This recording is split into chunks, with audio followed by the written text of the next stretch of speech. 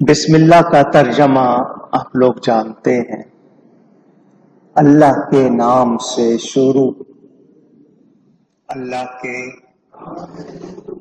کچھ لوگ کرتے ہیں یہ اس طرح ترجمہ، شروع کرتا ہوں اللہ کے نام سے۔ تو اللہ کے نام سے شروع کرتا ہوں، تو شروع کا لفظ پہلے کیوں لا رہے ہو؟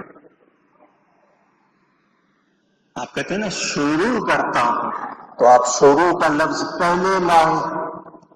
اصل ترجمہ کیا ہے؟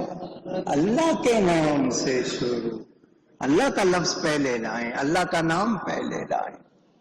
اچھا آپ کہتے ہیں کرتا ہوں، تو پھر لڑکی کیا پڑھے گی، عورت کیا پڑھے گی؟ تو آپ کو ترجمہ لکھنا چاہیے کرتا سلیش کرتی۔ تو ترجمہ ایسا کرو کہ کرتا کرتی کی ضرورت ہی نہ پڑے۔ اللہ کے نام سے شروع، نہایت مہربان رحم والا۔ اس میں کرتا کرتی کی بات ہی نہیں۔ بسم اللہ قرآن کی ایک مستقل آیت ہے، قرآن کی ایک مستقل آیت ہے۔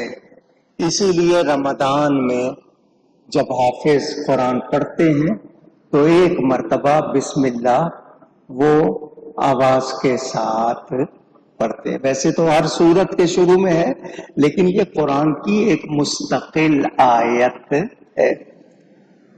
اور یہ بات بھی آپ نے مجھ سے سنی ہوئی ہے، مولائے کائنات، مولائے غم گسار حیدر کرار، سیدنا علی المرتضی رضی اللہ تعالیٰ عنہ فرماتے ہیں جو کچھ سارے قرآن میں ہے اس کا خلاصہ سورہ فاتحہ میں ہے، اور جو سورہ فاتحہ میں ہے وہ بسم اللہ میں ہے، اور جو بسم اللہ میں ہے وہ بسم اللہ کی بے میں ہے، اور یہ بھی ہے کہ بسم اللہ کی بے کے نقطے میں ہے۔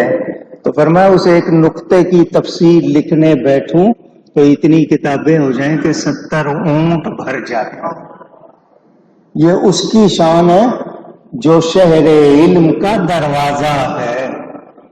نبی پاک کے علم کی کیا شان ہو۔